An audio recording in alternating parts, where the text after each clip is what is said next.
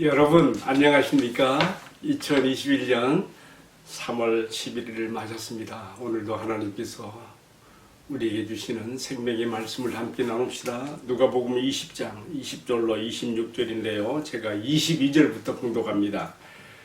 우리가 가이사에게 세를 바치는 것이 옳으니까 옳지 않으니까 하니 예수께서 그 간계를 아시고 이르시되 데나리온 하나를 내게 보이라. 누구의 형상과 글이 여기 있느냐? 대답할때 가이사의 것이니이다. 이르시되 그런즉 가이사의 것은 가이사에게 하나님의 것은 하나님께 바치라 하시니 그들이 백성 앞에서 그의 말을 능히 책잡지 못하고 그의 대답을 놀랍게 여겨 침묵하니라.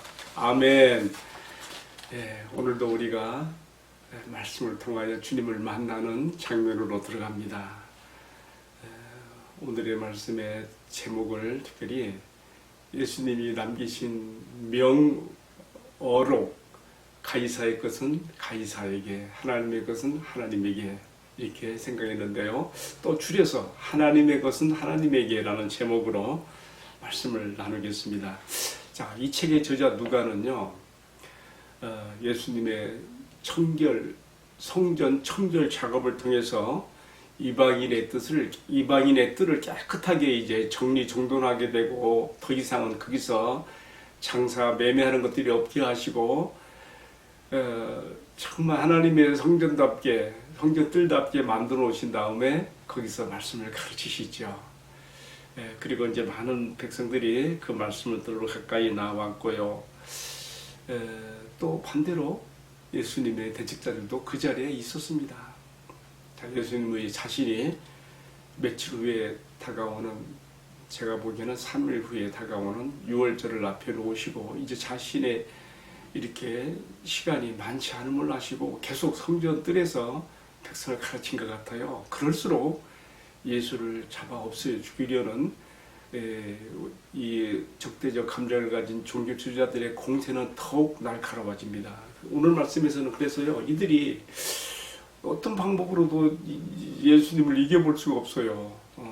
앞에 말씀에서 나왔잖아요. 네가 무슨 권세로 이런 일을 하느냐라고 했을 때 예수님이 자신을 증거했던 세례 요한을 앞세워 말씀하시면서 그의 그 권세가 하늘로부터냐 사람에게로냐, 요한이 베풀었던 그 세례가 하나님께로부터 온 것이냐 아니면 사람이 자청 만든 것이냐, 그들은 여기 대해서 이렇다 저렇다 답변할 수가 없었지요. 궁지에 물렸지요.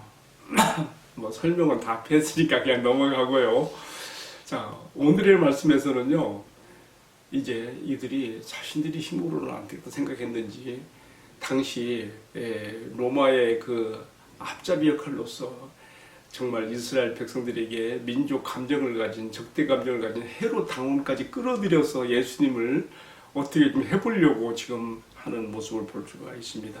예수를 잡아 죽이는 일에 있어서는 적과의 동침도 서슴지 않는 이 바리새인들이 지금 헤롯 당원들과 공모해서 예수님을 찾아와 말의 함정을 파놓고 지금 질문하는 것입니다.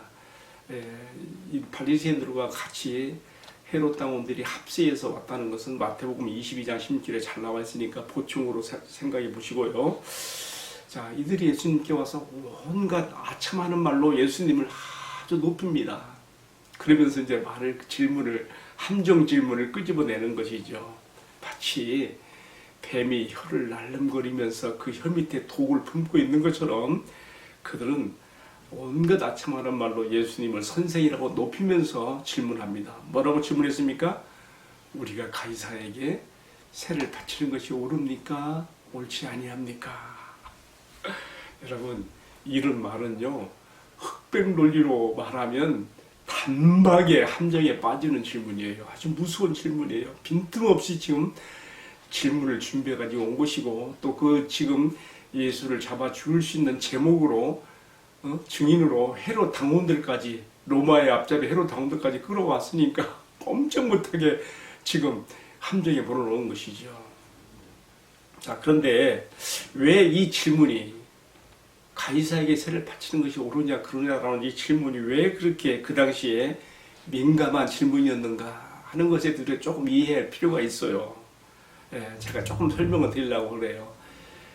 BC 4년에 이스라엘을 다스렸던 헤롯 대왕이 죽게 됩니다. 그는 로마 로마 황실과 아주 친분을 잘 가졌기 때문에 이스라엘 영토 전체를 다스렸지요. 그런데 그가 BC 4년에 죽게 되자 어떤 일이 벌어집니까? 아들 사이에 서로 쟁탈이 벌어져요. 누가 더 차지하겠는가. 그래가지고 이제 로마 황실에서 황제가 여기에 대해서 이제 앞서 죽은 헤롯 대제의 유언을 존중해 주면서 낸 방법이 뭐냐? 새 아들에게 영토를 분할시키는 것이죠. 그래서 분봉왕이 되는 거예요. 그에 붙인 헤롯 때까지는 대왕으로 지냈는데 이제는 한 지역에 세를 바치면서 세금을 바치면서 사는 분봉왕들이 되는 것이죠. 그 지역을 다스리면서.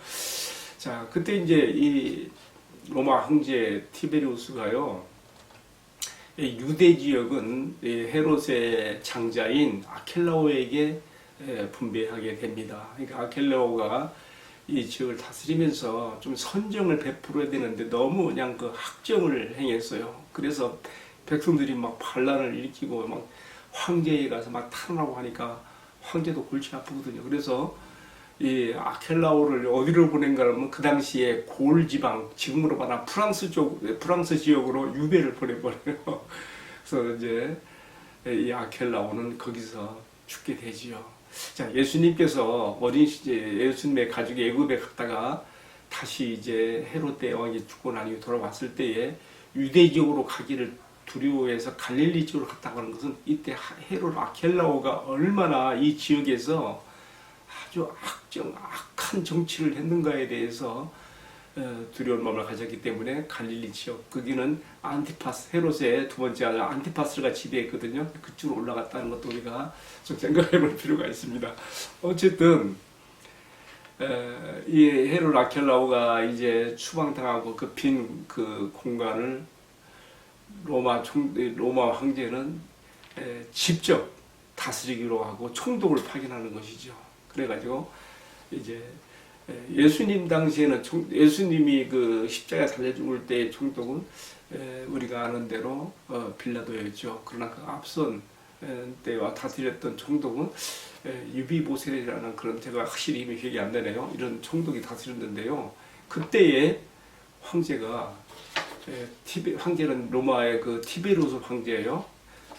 이 유대 지역은 직접 로마의 관할에 속하기 때문에 로마에 세금을 바치는데 분봉왕들에게 분배한 게 아니고요.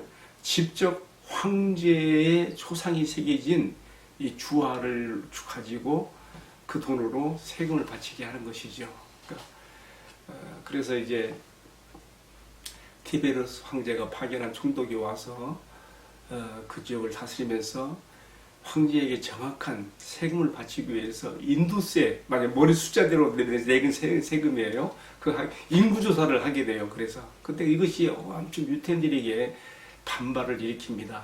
인구조사라고 하는 것은 구약 성경에서도 상당히 위험한 것이고 하나님의 진노가 임하는 그런 것들로 생각하지 않았습니까? 어쨌든 그래가지고 인두세를 받아가는데 이 황제가 주조한 이 로마의 동전 데나리온이에요. 이 데나리온을 사용하는 것 자체가 유태인들에게는요 굴욕감을 가지는, 황제의 노예화가 되는 굴욕감을 가지는 그런 마음을 가졌지요.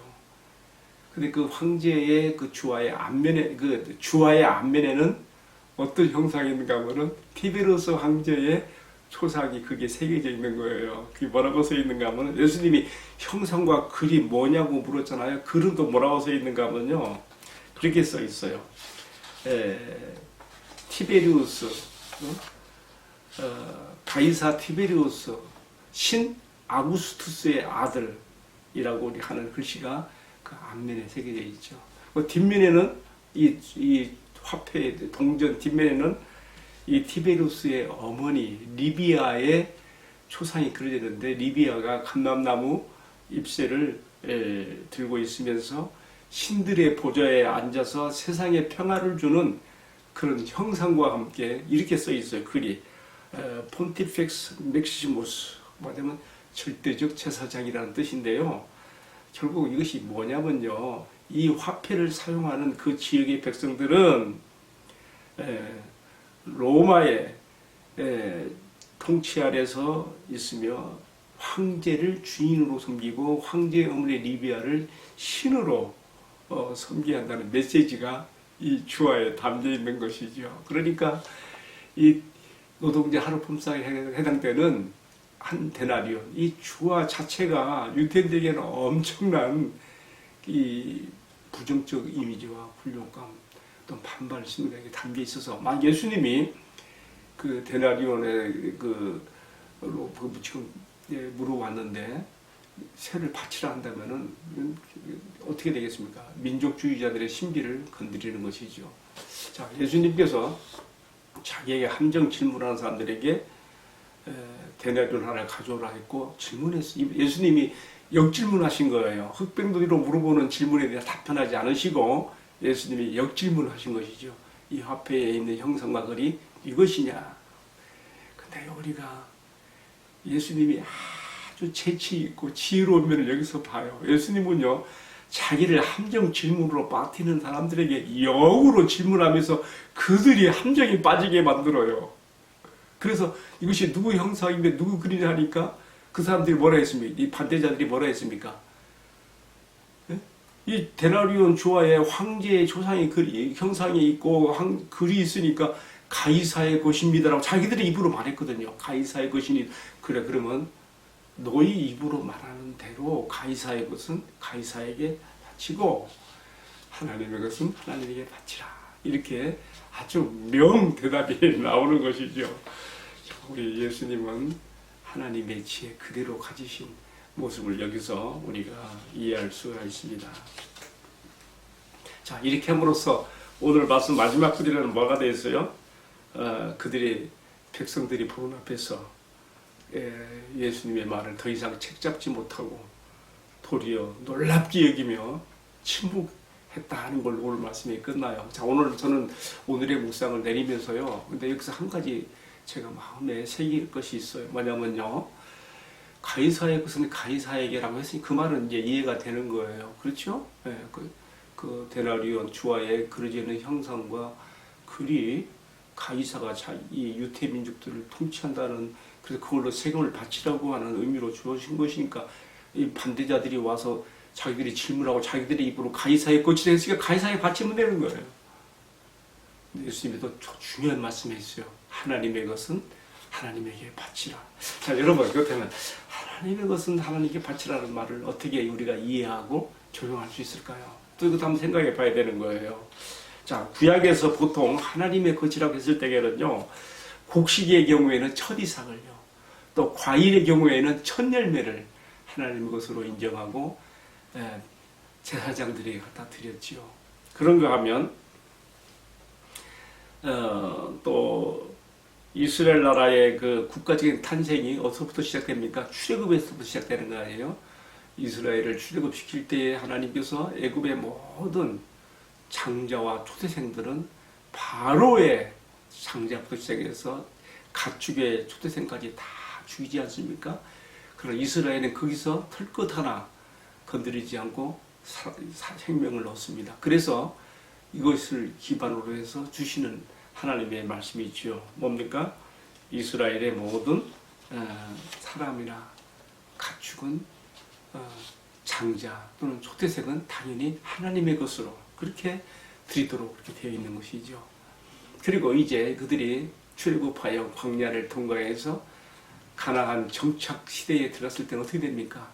그들이 거두는 모든 소출의 10분의 1을 하나님의 것으로 그렇게 드리며 살도록 하신 것을 보고 우리가 알 수 있죠. 그리고 이것은 하나님께 드려야 되는데 하나님이 안 보이시잖아요. 어떻게 하나님께 세우신 제사장들과 또 그 땅에 있는 사회적인 약자들, 물질적인 그 기반의 배경이 없는 고아나 가부와 같은 사회적 약자들에게 이 하나님께 드리는 10분의 1이 쓰여지도록 했던 것이죠.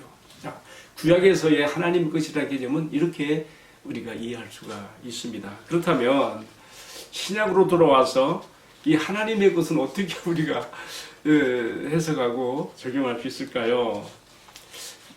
우리가 이 점에 있어서는요, 특별히 신약 성경에서 바울의 그 서신서에서 바울 신학에서 많은 우리가 힌트를 얻을 수가 있습니다. 바울이 성령의 감동 가운데 전하는 편지글 속에 보게 되면요, 우리가 하나님의 것은 하나님께 드려야 되는 그러한 그 말씀이 많이 나오잖아요. 자, 근데 중요한 것은요, 이런 하나님께 드리는 바울 신학에서의 헌신의 기초는요, 항상 나 같은 죄인을 위하여 나의 주님 예수 그리스도께서 몸부려 풀려 주신 그 속죄의 은총의 기초에서 주어지고 있어요.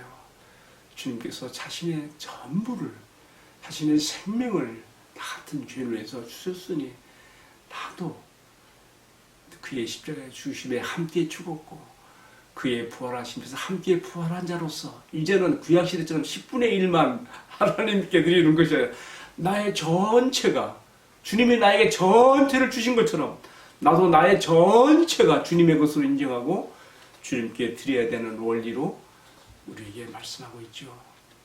자, 대표적인 성경 구절 몇 개만 소개해 볼게요. 고린도전서 6장 20절에 그렇게 돼 있어요. 너희는 너희 자신의 것이 아니라 값으로 산 것이 되었으니 그런즉 너희 몸으로 하나님께 영광을 돌리라. 또 로마서 6장 13절에는요. 너희 지체를 불의의 병기로 죄에게 드리지 말고 너희 자신을 죽은 자 가운데서 다시 산 자같이 하나님께 드리며 너희 지체를 의의 병기로 하나님께 드리라. 하나만 더 소개하면 로마서 12장 1절과 2절에 나오는 말씀인데요. 그러므로 형제들아 내가 하나님의 모든 자비하심으로 너희를 권하노니 너희 몸을 하나님이 기뻐하시는 거룩한 산 제사로 드리라. 이렇게 하시면서 이것은 바로 영적 예배니라 그랬습니다. 여러분 이 말씀에 아주 깊은 뜻이 있어요. 하나님께 드리는 것들은요 깨끗해야 돼요. 흠과 티가 있으면 안 돼요. 그 구약에서도 하나님께 예물을 드릴 때 양이나 소나 뭐 염소나 이런 거, 뭐 꼬리 잘라진 거, 눈 먼 거, 그런 뭐 상황 이런 것들은 드리면 안 되던 깨끗한 거. 사도 바울이 지금 로마서 12장 1절 2절에서 너희 몸을 하나님이 기뻐하시는 산제사로 드리라는 그런 말씀에는요, 너희가 이미 그리스도의 피로, 로마서 1장부터 8장까지 이야기를 담고 있는 거예요. 믿음으로, 주 예수 그리스도를 믿음으로 너희가 이미 하나님이 기쁘게 받으실 만한 흠없는 향기로운 하나님이 기쁘시게 하는 제물들이 되었으니, 이게 중요해요. 이방의 종교처럼 너 자신을 성철하고 고행하고 너를 깨끗하게 만들어 드리라는 것이 아니에요. 이미 그리스도 안에서 우리가 하나님이 기쁘게 받으실 만한 향기로운 깨끗한 제물들이 되었다는 거예요. 너희 자신을, 이렇게 되어진 너희 자신 하나님께 드리라는 것이죠. 할렐루야. 자, 오늘의 묵상을 내리면서요, 그리스도의 생명으로 다시 살게 된 나는 마땅히 하나님의 것이 되었고 하나님께 드려져야 되는데, 그런데 솔직히 자신을 돌아봅니다. 이러한 성경의 가르침과 또 나 자신을 부인하지 못해서 내가 자주 나를 주장하고 나 자신을 하나님께 드리지 못할 때가 얼마나 많이 있습니까? 그래서 저는요, 매일 묵상글을 올리는 생명의상 게시판 그 밑에 보면 프로필 쓰는 데가 있더라고요. 거기다가 제가 이렇게 썼어요. Offering of my body as a living sacrifice. 이게 무슨 뜻인가 하면요, 나의 몸을 산제사로 하나님께 드리기라고 하는 내용인데요.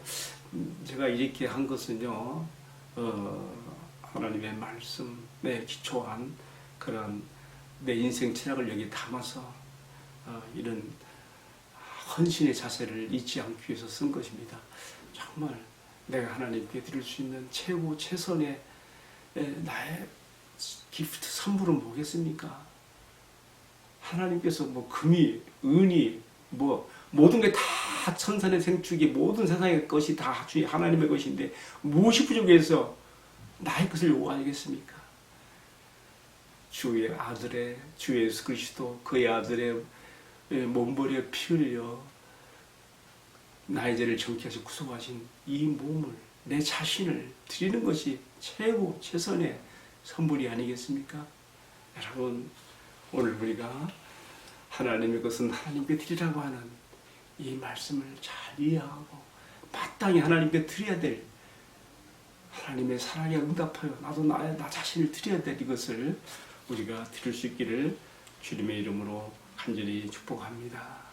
오늘 특별히 말씀을 마치는 기도를 생각하다가 찬송가 317장이 생각이 났어요. 정말 하나님의 은혜로 구속받은 우리가 어떻게 우리 자신 하나님께 드릴 것인가. 내 주 예수 주신 은혜 하나뿐만, 내 주 앞에 이 작은 것 드리오니 이 내 몸을 주님 받으옵소서. 한번 여러분 찬송가 37장 내용을 한번 보시면, 영어로도 보시면 더 은혜스러워요. 한번 그렇게 오늘 하루 하나님 앞에 기도함으로 시작하시기를 바랍니다. 함께 기도합시다. 사랑하시는 주님, 주님께서 몸버리에 피 흘려 날 구속하셨으니 주님, 나는 주님의 것입니다. 주님 이 말을 제일 듣고 싶어 하시지요. 제가 주님의 것이라고 하는 이 말만 이렇게 하지 않게 하시고 실제로 나의 인생과 삶에서 이 몸 주님께 드려, 나의 인생 주님께 드려 주님을 기쁘시게 하는 신앙과 삶이 될 수 있도록 은총을 베풀어 주옵소서. 오늘 이 말씀을 시청하는 모든 성도들에게도 동일한 은혜를 나려 주셔서 정말 내 자신의 전체를 주님께 드리고 주님의 전체를 받는 그러한 생명의 신비와 은혜와 풍성한 인생 가운데 들어가도록 축복해 주옵소서. 이 모든 말씀을 존귀하신 우리 주님 예수 그리스도의 이름으로 기도 올리옵나이다. 아멘. 예, 마쳤습니다. 감사합니다. 내일 또 뵙겠습니다.